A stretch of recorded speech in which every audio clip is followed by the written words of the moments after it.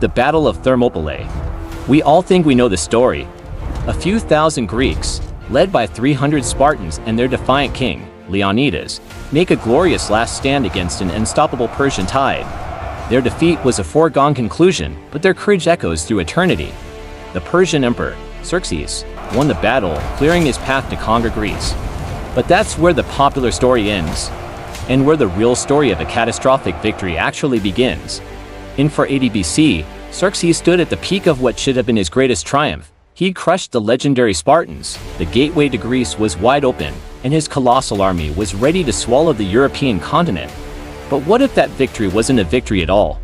What if the moment Xerxes' forces finally broke through the Greek lines was the exact moment he doomed his entire invasion? This is the story of how winning the most famous last stand in history was the biggest mistake the Persian Empire ever made. To get why this victory was a curse in disguise, you have to know the story as it's usually told. 10 years after his father, Darius, was defeated at Marathon, Xerxes I put together an invasion force unlike anything Europe had ever seen. The ancient historian Herodotus claimed he had millions of soldiers, while modern scholars put the number closer to 100,000 or 300,000. It was still an astonishingly huge army. The goal was simple: crush the defiant Greek city-states once and for all. The Greek plan was a stroke of desperate genius. Facing this threat, the fiercely independent and bickering Greek cities agreed to an idea from the Athenian general, Themistocles, used geography as a weapon. They de-blocked the Persian army at the narrow coastal pass of Thermopylae, a choke point where the Persians' massive numbers would be useless.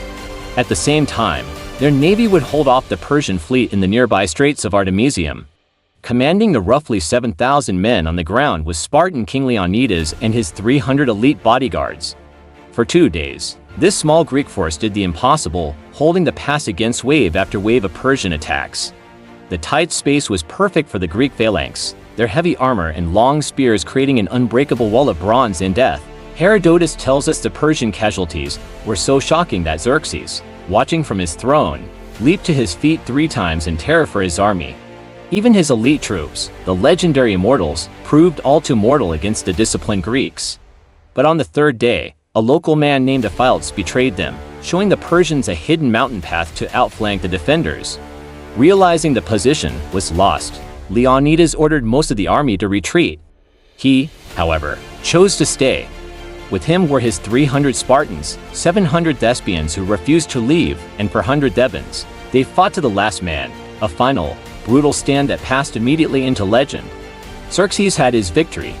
The path to central Greece was open, and soon, Athens itself would burn. On the surface, the Persian plan was a roaring success. And this is where the story usually stops. A tale of heroic sacrifice, a speed bump on the road to conquest. But that few misses the massive strategic shift that happened over those 3 days. In winning the battle, Xerxes had accidentally handed his enemies everything they needed to win the war. He had inadvertently helped forge his enemy into a unified force.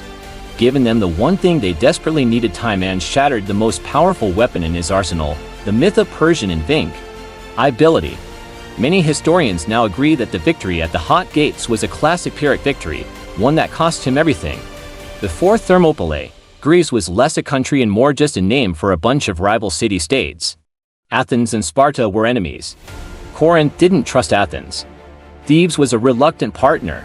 This disunity was Xerxes' greatest weapon. He planned to pick them off one by one, using threats and deals to break their fragile alliance. But the story of Thermopylae changed everything. The news of the stand by Leonidas, his Spartans, and the other Greeks who died with them spread like wildfire. It wasn't just a Spartan story, it became an Greek story. The incredible courage of men from different cities holding back the world's greatest army created a powerful, unifying narrative.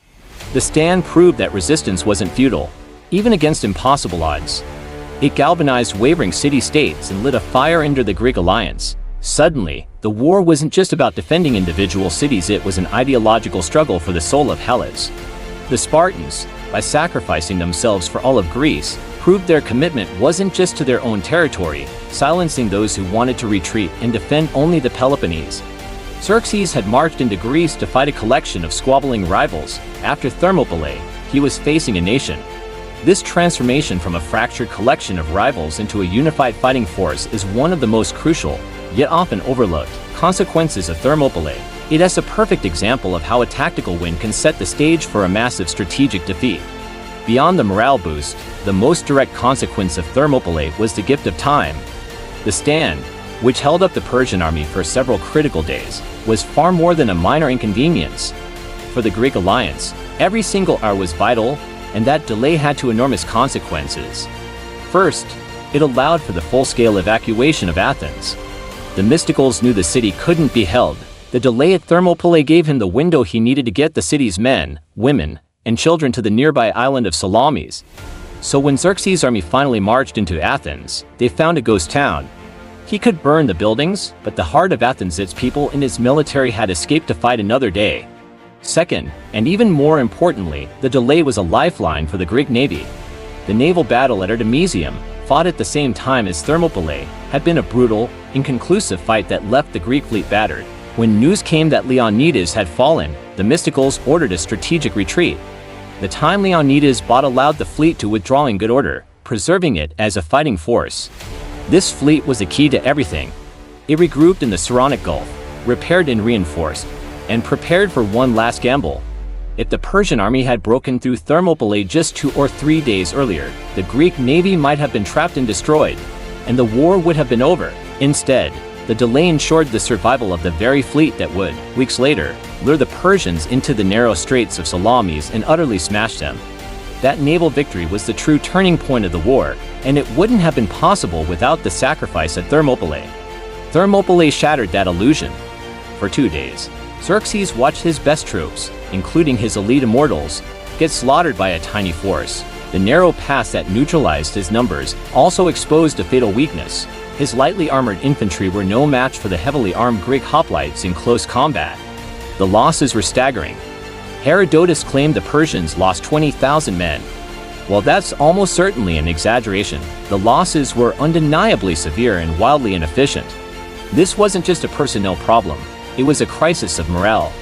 Persian commanders reportedly had to whip their own troops to force them to attack the determined Greeks.